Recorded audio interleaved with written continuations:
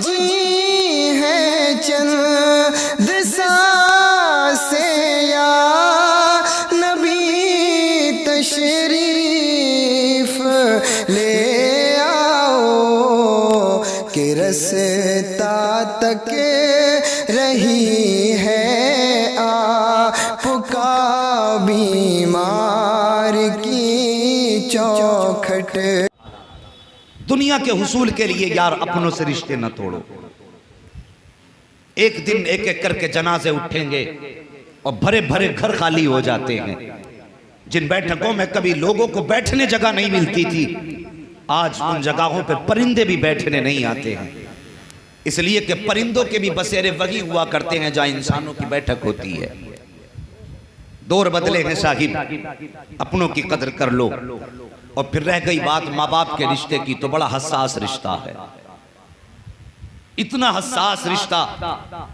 आप तारीख उठा के देखिए कि इस रिश्ते को रब ने किसी किसी जगह पे तो कयामत तक आने वाले मुसलमानों के लिए बाई से बरकत बना दिया। क्या बात है, क्या बात। अगर इस रिश्ते की हकीकत को समझना है तो कभी इब्राहिम खलीलुल्लाह की चौखट पे आके देखो। बड़ी दिलावेज कहानी है अल्लाह के खलील की। बड़ी दुआओं से मांगते रहे, 70 साल की उम्र में अल्लाह ने बेटा दिया। और फिर बेटा भी कोई आम बेटा न था, बेटा भी ऐसा था जिसके चेहरे में चांद के जलवे नजर आते थे। बेशक बेशक। इतना हसीन बेटा अल्लाह ने हजरत इस्माइल ज़बीहुल्लाह, हजरत इब्राहिम खलीलुल्लाह को दुआओं से मांगने के बाद दिया। और यार अल्लाह की मोहब्बत में कुर्बानियां देना पड़ती हैं। मैंने कहा था, फरमाया गया क्या तुम ये समझते हो कि तुम ऐसे ही जन्नत में दाखिल कर दिए जाओगे और तुम्हें किसी इम्तिहान से गुजरना ना पड़े? अगर कलमा पढ़ लिया गया तो फिर मुसीबत का साथ नहीं छूटेगा, ये याद रहे। अगर कलमा पढ़ चुके हो तो फिर आफतों से छुटकारा नहीं, तुम्हें इम्तिहान जरूर देना है। कभी दौलत के जरिए इम्तिहान लिया जाएगा, कभी औलाद के जरिए इम्तिहान लिया जाएगा, कभी तुझे फाका रख के इम्तिहान लिया जाएगा, कभी तेरे होठों पे प्यास रख के इम्तिहान लिया जाएगा। मुसलमान, तुझे इम्तिहान में कामयाब होना है। जब भी मुसीबतें आए अल्लाह का शुक्र अदा किया करो, किसी से आहो वबेला ना किया करो। और सोचो तेरा मेरा बेटा क्या हैसियत रखता है। 70 साल तक जिस बेटे को दुआओं में मांगते रहे हो, अल्लाह ने एक बेटा चांद से दिया है। जैसी चांद सा बेटा घर में पैदा हुआ है, हजरत हाजरा की आगोश में हजरत इस्माइल ज़बीहुल्लाह ने आँख खोली है, तभी रब ने महबूब हजरत इब्राहिम खलीलुल्लाह पर वही नाजिल फरमाई है, खलील का जी रब्बे जलील, कि जाओ साहबजादे को लो, अपनी बीवी हाजरा को लो और जाओ जाकर के कहीं पे आबो गया मैदान में छोड़ करके आ जाओ, जहाँ पे चरिंद परिंद का निशान ना हो, जहाँ पे किसी इंसान की आबादी का तसव्वुर भी ना हो, जहाँ पर फलों की कोई दरख्त या मंडी ना हो, ऐसी जगह पे छोड़ करके आओ जहाँ चश्मे का भी नामो निशान ना हो। अल्लाह अकबर, आज का बाप होता तो कह देता ये मेरा लख्ते जिगर है, इसे दिल से कैसे जुदा करूं, मगर वो खलील है, यूं ही खलील नहीं है। रब ने कह दिया कि बेटे को छोड़ के आना है और ऐसी जगह छोड़ना है जहाँ पानी का पता ना हो, जहाँ इंसान का पता ना हो, जहाँ पर दरख्त के साए तक ना हो, उस जगह पे अपने बेटे को छोड़ करके आना है। अल्लाह अकबर, हजरत खलील ने शहजादे को,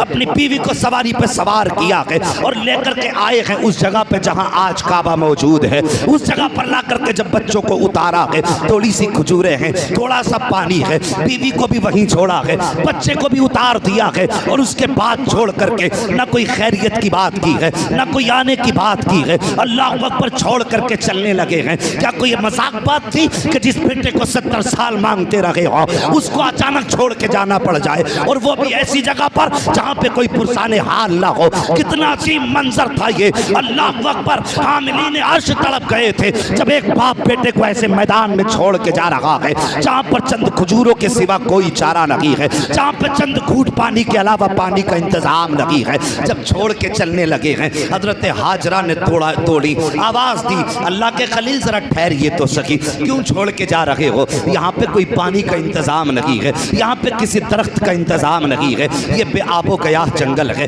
कहाँ क्यों छोड़ करके जा रहे हो?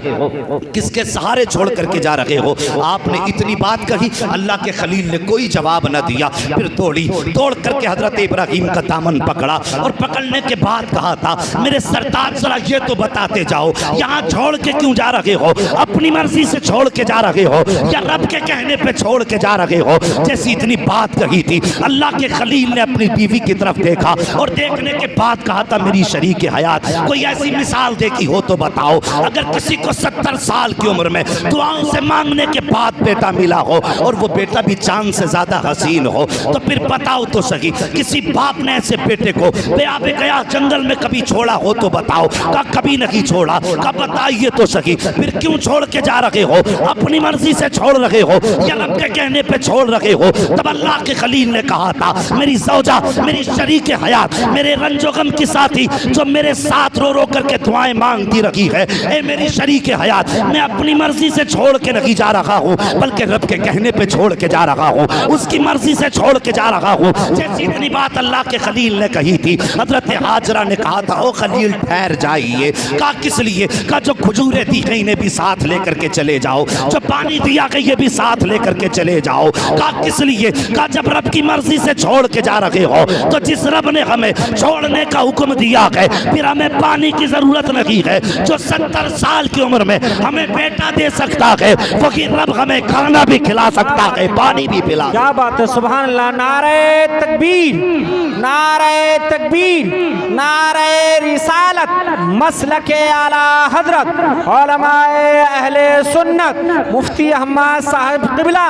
सरजमीन पीपलसाना, नारे तकबीर, नारे रिसालत। सुभान अल्लाह, सुभान अल्लाह, सुभान अल्लाह। साहिब उसकी जात पे भरोसा करो और फिर देखो उसकी रजा में राजी हो जाओ, तकदीरें कैसे बदल देता है।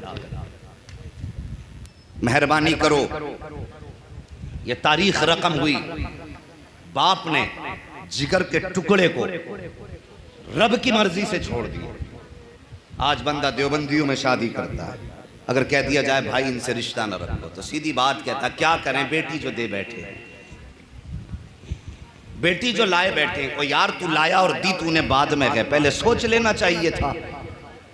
जरा सी दौलत में आकर के बेटियों को दोजख के दहाने पर ढकेल देते हैं हम। जरा सा लालच क्या मिल गया जहेज का, हमने अपने घर के अंदर नबी के गुस्ताख की बेटी को लाके बसा दिया।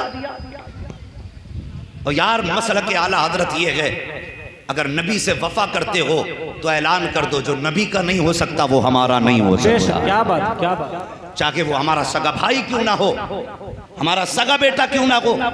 और लोग ऐसी जगह पर दलीलें दे करके हमारे सीधे मुसलमानों को बेवकूफ बनाते हैं। और जी ये इतने सख्त बरेलवी, हमारे नबी ने तो कूड़ा डालने वालों को दुआएं दी, पत्थर मारने वालों को दुआएं दी। और साहिब वो नबी का मामला है, वो अपने गुस्ताख को चाहें तो माफ कर दें या सजा दे दें, लेकिन नबी का गुस्ताख उमर के दौर में जिंदा रहे ये हो ही नहीं सकता है। उमर को हक नहीं वो नबी के गुस्ताख को माफ करें। क्या वो तारीख भूल गए? एक कलमा पढ़ने वाला और एक गैर मुस्लिम अपना फैसला लेकर के नबी की बारगाह में आए थे। मेरे नबी ने गैर मुस्लिम के हक में फैसला दे दिया था। उसने कहा नहीं मैं इस फैसले से मुतमईन नहीं हूं, उमर की चौखट पे चलो।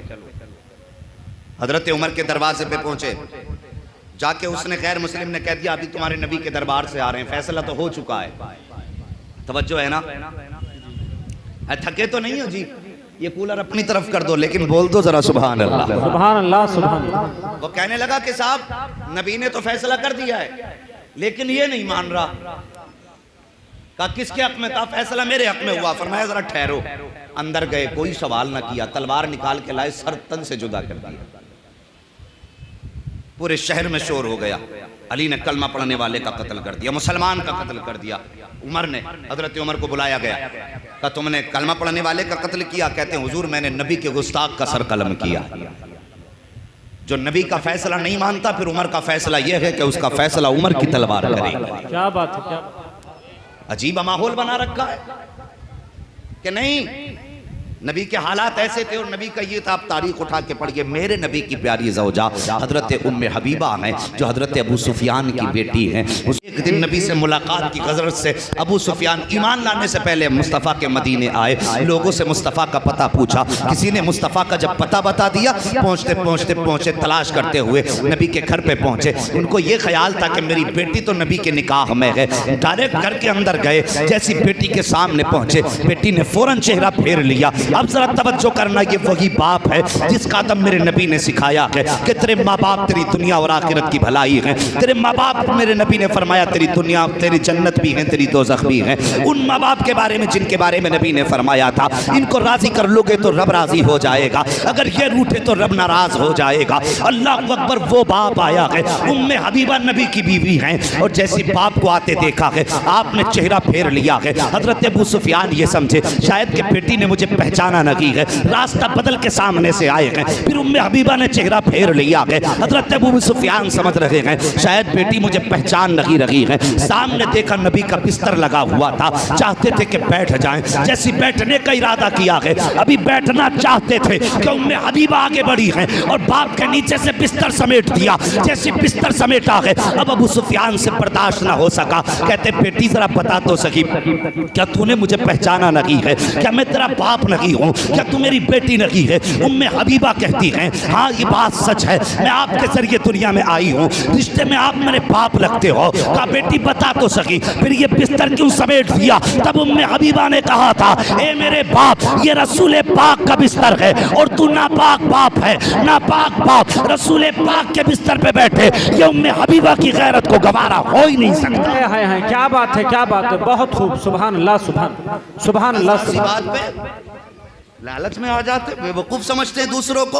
अपना उसूल है तुझसे और जन्नत से क्या मतलब, वहां भी दूर हो। क्या बात, हम रसूलुल्लाह के, जन्नत रसूलुल्लाह की। बेशक हमें हमारी जमीन नहीं जोती है, किसी ने मैंड नहीं काटी। हम कहते हैं जो तुम्हारी ये किताबें हैं जिसमें ये कुफ्र शिर्क के ढेर लगे हुए हैं, इनको आग लगाओ, खुदा की कसम सबसे पहले हम तुम्हें सीने से लगाएंगे। बेवकूफ बनाते। तीजे और 40वें का झगड़ा, तीजे 40वें का झगड़ा नहीं है, झगड़ा कुछ और ही है, जिस पे तीजे और 40वें और सलाम और दुरूद का ये पर्दा डाले घूमते हैं। बस साहिब सुनो, असल रिश्ता हमारा नबी की जात से है, और रब भी तभी राजी होगा जब मदीने वाले मुस्तफ़ा राजी होंगे। तवज्जो कीजिए, अल्लाह के खलील छोड़ के आ गए। जब भूख प्यास की शिद्दत हुई, हजरत इस्माइल ज़बीहुल्लाह के होठ भी सूखे, क्योंकि माँ के सीने का दूध भी खुश्क हो गया। लेकिन औलाद औलाद होती है। जवानों, माँ बाप की इज्जत करना, ये एक माँ और बेटे के रिश्ते की कहानी है, जिसको कुरान के अंदर रब ने बयान फरमाया। जब प्यास की शिद्दत हुई, भूख की शिद्दत हुई और होठों पे पपड़ी जमने लगी, मां से बेटे की हालत में देखी गई। क्या आज की ये कहानी नहीं है? अगर आज मां बूढ़ी हो जाए और बेटा जवानी में बीमार हो जाए और वो घुटने पकड़ के चलती हो, उसके बावजूद भी अगर बेटे की जबान से बीमारी में निकल जाए ना पानी, तो बैठ बैठ के नल तक जाएगी, लेकिन बेटे को पानी ला के देगी। और अगर मां बीमार होती है और बेटा अगर मोबाइल चलाने में मसरूफ है, वो 10 बार कहती है बेटे पानी, के बस अभी लाया, कि थोड़ी देर ठहर जा। थोड़ी थोड़ी देर में मां को आधा आधा घंटा बेटा इंतजार कराता है। ये कीमत जानी हमने इस रिश्ते की। और जरा देखो तो सही कितनी दिलावेज हकीकत है। जब बेटे के होठ सूखे, 2 पहाड़ थे, एक सफा दूसरा मरवा, पानी की फिक्र हुई कि 2 घूंट ही पानी मेरे लाल को मिल जाता, इसकी जिंदगी बच जाती। दौड़ी, पहाड़ के टीले तक दौड़ती गई, चारों तरफ देखा, लेकिन पानी का निशान नजर ना आया। उस वक्त पानी का पता 2 तरह से लगाते थे, एक तो हरियाली के जरिए, दूसरे परिंदों के जरिए। कहीं दूर हरियाली नजर आती थी तो लोग समझ जाते थे यहां पानी होगा, या परिंदे उड़ते नजर आते थे, समझ जाते थे पानी होगा। आप दौड़ी पानी की तलाश में, देखा कुछ नजर नहीं आया। फिर ख्याल आया कहीं मेरा बेटा तन्हा रह गया है, कहीं कोई जानवर उसको उठा के न ले जाए। और यार इस ख्याल ने बेकरार किया, फिर पलटी बेटे की तरफ, फिर बेटे का माथा चूमा, दूसरे पहाड़ी पर चढ़ी, अल्लाह अकबर, फिर पानी पर नजगाह डाली, कहीं पानी नजर नहीं आया। फिर बेटे का ख्याल आया मेरा बेटा अकेला है, फिर दौड़ करके आई, फिर बेटे को देखा, मन ठंडा हुआ, फिर दौड़ लगाई है, अल्लाह अकबर, जब पानी नजर नहीं आ रहा है, बेटे का चेहरा देख करके माँ का कलेजा मुंह को आने लगा, आंखों में आंसू आ जाते हैं, बेटे के लिए पानी तलाश कर रही है, दौड़ रही है, कहीं पानी नजर नहीं आया है। आपने 7 चक्कर लगाए, 7वीं मर्तबा जब पलट करके आई हैं, क्या देखती हैं, नन्ना इस्माइल अपनी एड़ियां रगड़ रहा है और पैरों के नीचे से चश्मा जारी हो गया है। अल्लाह अकबर, मशीयत कह रही थी, हाजिरा परेशान क्यों होती है, हमने इसके पुष्ट के अंदर नूरे मुहम्मदी रख दिया है, अगर ये एड़ी रगड़ के कह देता तो समसम क्या है, इसकी एड़ियों से कौसर के चश्मे जारी कर दिए। क्या बात है, नारे तकबीर, नारे तकबीर, नारे रिसालत, मसलके आला हजरत, उलमाए अहले सुन्नत, इश्क मोहब्बत, इश्क मोहब्बत, मुफ्ती हम्माद साहब क़िबला, नारे तकबीर, नारे रिसालत, सुभान अल्लाह, सुभान अल्लाह। पानी का चश्मा निकला, उलमा से पूछिए, इतनी तेज था, अगर आप जमजम न कहती तो मेरे नबी ने फरमाया ये पूरी दुनिया की खेती को सैराब कर रहा होगा, अरब की सारी जमीनों को कोई जमजम सैराब कर देता। लेकिन आपने फरमाया था जमजम, जिसका माना है थम थम, यानी रुक रुक, आपने ये कहा तब वो रुका। आज पूरी दुनिया जमजम लाती है, लेकिन आज तक उस चश्मे में कमी नहीं आई, क्योंकि खलील के साहबजादे ज़बीह के कदमों से निकला था। बस तवज्जो करें, कुछ दिन आपने बच्चे की परवरिश की, तफसील में जाना मकसूद नहीं। कुरान फरमाता है जब वो चलने फिरने लायक हो गया और जवानी की दहलीज पे कदम रखा, रब ने फरमा दिया, इब्राहीम मेरी बारगाह में अपनी सबसे ज़्यादा प्यारी चीज़ कुर्बान कर। हुक्म हो गया कुर्बानी करने का। आज बंदा हिसाब लगाता है, जानवर कुर्बान करूं कि ना करूं। हाँ, पूछता फिरता मुझ पर कुर्बानी वाजिब है, ये सोच रहा बच जा किसी तरीके से 1500 रुपये, और अल्लाह का शुक्र अदा कर बेटे की कुर्बानी ना मांगी। अगर बेटे की कुर्बानी मांग ली जाती कलेजे फट जाते। हज करने बंदा जाता है तो पैसे दे देता, फोन करके पूछता मेरे नाम की कुर्बानी हो गई कि नहीं, कुर्बान गाह तक जाने को तैयार नहीं। और यार अगर हुक्म ये होता कि तुम्हें कुर्बान गाह में आना है, बेटा भी साथ लाना है, कुर्बान नहीं करना, सिर्फ गले पे छुरी रखनी है, तब भी कितने लोगों के पित्ते पानी हो जाते हैं। अल्लाह अकबर। आज हिसाब लगा रहे हैं कुर्बानी करनी है कि नहीं करनी है, वाजिब होगी कि नहीं होगी, पूछता फिर रहा छह मौलानाओं से, शायद कोई मौलाना छुटकारे का रास्ता निकाल दे। तो भाई ये नसीबों वालों को अल्लाह मौके देता है। अल्लाह ने तौफीक दी है तो 2 वक्त का खाना छोड़ देना, लेकिन कुर्बानी मत छोड़ना, कुर्बानी मत छोड़ना। हुक्म हुआ मेरी राह में सबसे प्यारी चीज कुर्बान करो। आखिरकार नतीजा ये हुआ, मेरी बारगाह में इस्माइल को कुर्बान कर लेके चले आए। मुलाकात के लिए कभी कभी आया करते थे, आए जाके अपनी शरीक हयात हजरत हाजरा से कहने लगे कि इस्माइल को तैयार कर दो। दोस्त ने बुलाया है, दोस्त की मुलाकात के लिए जाना। लफ्ज़ दावत है, दावत का मतलब खाना नहीं होता, दावत का मतलब होता है बुलावा। क्या होता है दावत का मतलब? बुलावा। कि दोस्त की दावत पे जाना, उसके बुलावे पे जाना। उसने बुलाया है, माँ ने बेटे को नहलाया, बालों में तेल डाला, कंघा किया, बेटे को दूल्हा बनाया, साफ से कपड़े पहनाए, और पहनाने के बाद हजरत इब्राहीम खलीलुल्लाह के साथ जब आपने रुखसत किया ना, तो अब शैतान के पेट में दर्द उठा। जब शैतान के पेट में दर्द उठा तो दौड़ करके हजरत हाजरा के पास आया, आके कहने लगा, हाजरा तुम्हें पता है तुम्हारे शोहर तुम्हारे बेटे को कहाँ लेकर के गए हैं? कहा हाँ मुझे मालूम है। कहा कहाँ के? दोस्त की दावत पे गए हैं, दोस्त ने बुलाया है, वहाँ लेकर के गए हैं। कहा नहीं तू नहीं जानती, इब्राहीम अपने बेटे को ज़िबा करने के लिए लेकर के गया है। जब इतनी बात कही ना, ज़िबा करने लेकर के गया है, आपने फरमाया भला कौन बाप ऐसा होगा जो अपने बेटे को अपने हाथ से ज़िबा करे। जब इतनी बात कही ना, तो वो कहने लगा कि उसको लगता है कि रब ने उससे बेटे की कुर्बानी का हुक्म दिया है। जब आपने इतना सुना है, आप मुस्कुराई, फरमाती है लगता है तो मुझे शैतान है। वो तो एक इस्माइल की बात कर रहा है। अगर रब बेटे की कुर्बानी मांग ले और रब मुझे 1000 इस्माइल दे दे, तो उसके नाम पे एक एक इस्माइल को कुर्बान कर दूंगी, ज़बान पे कोई शिकवा जारी नहीं हो सकता। सुभान अल्लाह। अल्लाहू अकबर। फरमाया वो तो एक इस्माइल है, अगर रब मांगे तो हज़ार उसके नाम पे कुर्बान। सोचने लगा अब दाल नहीं गलने वाली। दौड़ा हज़रत इस्माइल के पास जाके कहने लगा कहाँ जा रहे हो? कहा दोस्त के यहाँ। वालिद साहब कह रहे दोस्त के यहाँ दावत में जा रहे हैं। कहा बड़े सीधे आदमी हो, ये कत्ल करने लेके जा रहे हैं। कहा ऐसा नहीं हो सकता। कहा ये कहते हैं कि रब ने कुर्बानी मांगी है, तो कहते हैं लगता है तू मुझे शैतान है। अगर रब कुर्बानी मांग रहा है, बाप कुर्बान करने पर राजी है और मैं कुर्बान होने पर राजी हूं, तो तेरे पेट में क्या दर्द है? आपने फरमाया, आप कहते हैं अब्बू जी लगता है ये शैतान है, मुझे बहका रहा है। आपने फरमाया मार पत्थर उठा कर। अल्लाहू अकबर। फिर हजरत इब्राहिम के पास आया, इब्राहिम तुम ख्वाब के चक्कर में बेटा कुर्बान करने चले हो? अल्लाह को राजी करने के और भी बहुत से रास्ते हैं, बेटे ही कुर्बान करके अल्लाह की रजा मिलेगी। आपने फरमाया जालिम नबी का ख्वाब कभी झूठा नहीं होता है, नबी का ख्वाब वही इलाही होता है। मैं बेटे को कुर्बान करने लेकर के जा रहा हूँ। उसने बहुत कोशिशें की रोकने की, ना रुके, अलबत्ता उस मकाम पे पहुंचे। और पहुंचने के बाद आपने बेटे का चेहरा देखा, कितना मीठा लहजा था। आप कहते हैं या बुनैया, ये जुमला था, कुरान ने इसको नकल फरमाई। या बुनैया कहा, या बनी नहीं कहा। इसमें बड़ा प्यार है। ए मेरे बेटे, मैंने ख्वाब देखा है, अन्नी अज़बहु का फंजुर माज़ा तरा, मैं तुझे ज़िबा कर रहा हूं, बता तेरी क्या राय है? तो होना क्या चाहिए था? वो ये कह देते अगर ज़िबा का ख्वाब देखा तो ज़िबा कर दीजिए।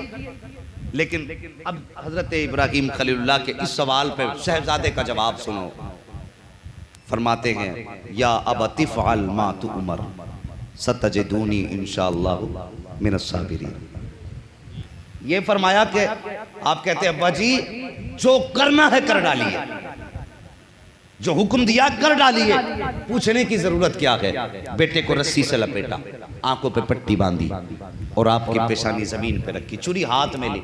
छुरी हाथ में लेने के बाद जब ज़िबा करने की बारी आई, हजरत इस्माइल कहते हैं अब्बा जी जरा ठहरिए। कहा क्या? कहा मेरे बदन की रस्सी खोल दीजिए। किस लिए? कहा अगर रस्सियों में जकड़ के ज़िबा करेंगे तो दुनिया कहे कि मजबूर था शायद बेटा, इसलिए बांध के ज़िबा किया गया। हाथ खोलिए और मेरे बदन को भी खोलिए, ताकि दुनिया ये याद रखे कि जब इब्राहिम ने इस्माइल की गर्दन पे छुरी रखी थी, हाथ पैर बंधे नहीं थे, बेटे ने बाखुशी रब की बारगाह में अपनी जान कुर्बान कराई। मकाम इब्राहिम एक पत्थर है, उस पर निशाने कदम है कि नहीं? अच्छा सोचिए कि पत्थर पे एक ही बार कदम पड़ा आपका कि बार बार? क्योंकि वो जमीन मक्के की पथरीली जमीन है? हर कदम लगभग पत्थर पे पड़ता था, लेकिन निशाने कदम एक पत्थर पे क्यों? मुफस्सिरीन फरमाते हैं जब आपने काबे की तामीर की और हाथ उठाए और जब कहा या अल्लाह अपना महबूब मोहम्मद मेरी नस्ल में पैदा फरमा दे, क्या बात है, तो जब आपकी जबान पे लफ्ज मोहम्मद आया था ना, तो मोहब्बत में पत्थर भी मोम की तरह मुलायम हो गया। सुभान अल्लाह। फौरन खलील का कदम अपने सीने पे ले लिया था। और यार सोचो तो सही, अगर खलील की जबान पर एक बार लफ्ज मोहम्मद आए तो पत्थर मोम हो जाता है, और जो जिंदगी भर उनका नाम लेकर के उनके नाम की तस्बीह पढ़ा करता हो, फिर कब्र में फरिश्ते उसे कैसे डरा सकते हैं? सच तो ये है, आला हजरत फरमाते हैं कब्र में लहराएंगे ताअशर चश्मे नूर के, जलवा गर्म फरमा होगी जब तलात रसूलुल्लाह। बेशक सुभान अल्लाह। नारे तकबीर, नारे तकबीर, नारे रिसालत, मसलके आला हजरत, उलमाए अहले सुन्नत, अज़मते मुस्तफ़ा, नारे तकबीर, नारे रिसालत। सुभान अल्लाह, सुभान अल्लाह, सुभान। हाँ साहिब, ये रिश्तों की महराज, अल्लाह ने इस रिश्ते को कुरान में तहरीर फरमा दिया। कुरान में इस रिश्ते को रब ने रकम फरमा दिया और हुक्म हुआ और क़यामत तक मेरे घर का तवाफ करने वालों, जब तक आओगे तुम्हें इन पहाड़ों पर चक्कर लगाने पड़ेंगे, इसलिए कि ये चक्कर माँ और बेटे के रिश्ते की याद दिलाते हैं। ये सही माँ और बेटे के रिश्ते का एहसास दिलाते हैं, कितना गहरा रिश्ता है माँ और बेटे का। आज साहिब हमने माँ बाप के रिश्ते को नज़रअंदाज कर दिया। और जवानों बच्चों, तुमसे गुजारिश है अगर माँ बाप कभी सख्ती भी किया करें, गर्दन झुका लिया करो। अगर तुम पे तुम्हारी जवानी का गुरूर गालिब आ जाए और तुम्हें एहसास हो जाया करे तो माँ बाप से माफ़ी मांग लिया करो। अगर ये राज़ी हो जाते हैं तो खुदा की कसम खुदा भी राज़ी हो जाता है। अगर ये नाराज़ हैं तो फिर तुम्हारे हज की दौलत भी अल्लाह मुँह पे मार देगा। और याद रखो, जिस दिन ये चले गए तुम्हारे पास बंगले होंगे, गाड़ियां होंगी, लेकिन घर सूने सूने दिखाई देंगे, घर खाली दिखाई